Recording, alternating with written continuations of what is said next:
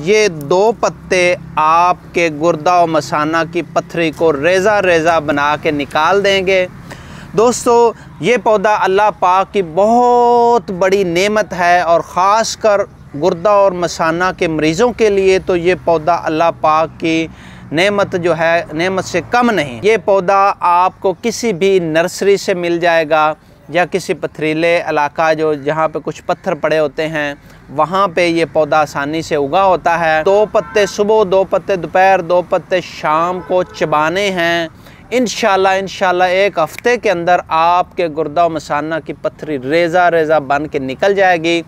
और जिनको पेशाब रुक के आता है और दर्द के साथ, टीस के साथ आता है, इंशाल्लाह वो तो पहले दिन ही खाएंगे तो उनको पेशाब बड़े खुल के बड़े अच्छे तरीके से और सुकून से आएगा। बाकी 1 हफ़्ते के अंदर इंशाल्लाह पथरी जो है वो रेज़ा रेज़ा बन के निकल जाएगी।